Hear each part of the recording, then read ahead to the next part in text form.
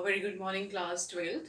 So, let's continue with the chapter which we started from the book Vistas, that is Ivan's Tries an O level, written by Colin Dexter. So, here we have learnt about it that how Evans, who had a problem of kleptomania, he thrice he ran from the escape, thrice he ran from the jail, also from the prison actually, and now there was the exam he need to give in the cell only because he learned O level German language, so he need to give exam, and governor was very worried about it, that whether he would try to escape once again from here or not. So various preparations and arrangements were made under the supervision of governor with the conversation with secretary of the examination board. Two inspectors were also appointed for this, Jackson and Stephens. So sharp objects were taken off. It was this information was Jackson had given this instruction to the Stephens actually. So here now we are learning that around 8:45 a.m. Now the invigilator had to come with all the stuffs and all. Reverend Stott McCleary, he left his place. So from here we are continuing it from page number 74. So at 8:45 the same morning, the Reverend Stott McCleary left the bachelor flat in Broward Street and stepped out briskly towards Carfax. The weatherman reported temperatures considerably below the normal for early June and a long black overcoat and shallow. So when he left the place, the bachelor flat means he was the only one who used to live in that flat, and he wore the black overcoat and shallow crowned clerical that provided welcome protection from the steady drizzle which had set in half an hour earlier. So there was a little drizzling going on. He had spectacles. In his right hand, he was carrying a small brown suitcase. In his right hand, he was carrying a suitcase which contained all that he would need for his morning duties, like a sealed question paper, envelope, a yellow invigilation form, special authentication card from the examination board, a paper knife, a Bible.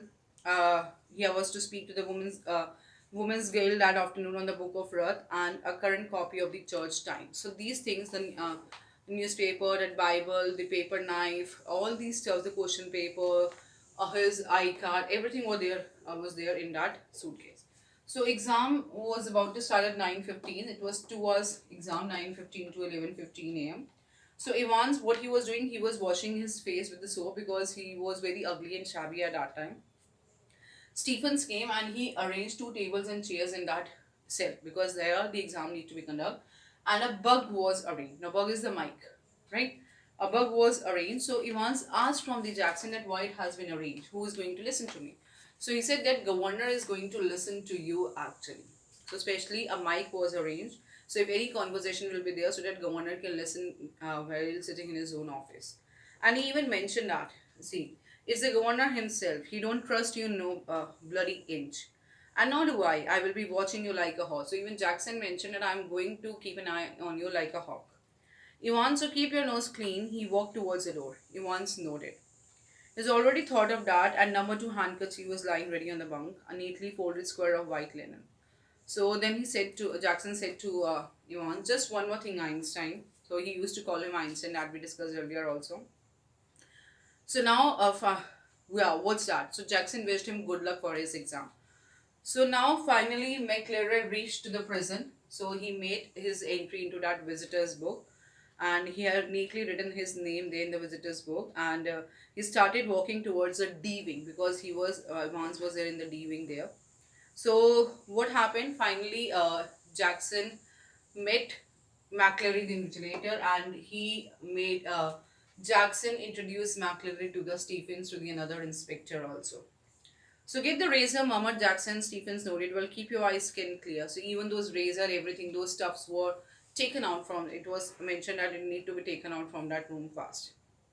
And he wants down there to focus on his studies only, in the grammar there, right? So it was 9:10 a.m. now. So finally at 9:10 a.m., governor talked to Evans. So governor made a calls. Sorry, not Evans. I'm really sorry. Not Evans here. Governor talked to the Jackson. he made it clear to the Jackson that various precautions need to be taken out here. It can be like anything can be there. So it said, okay, it was 9:10 a.m. Governor switched on to the receiver, instructed Jackson about Evans, that various precautions need to be made. And second, he said, even Evans can do anything to the McCleary.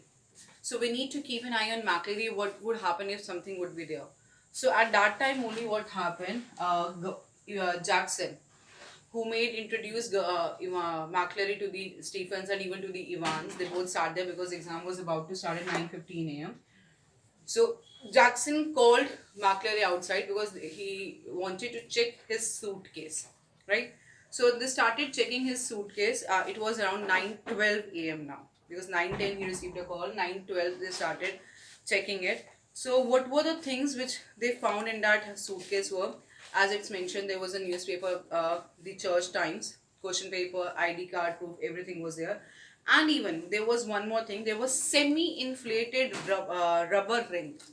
This is very important to understand. Semi-inflated rubber ring.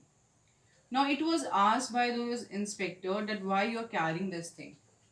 Like, what is the purpose for it? So are you struggling? And one of the inspector jokingly said that are you going to swim later on or something.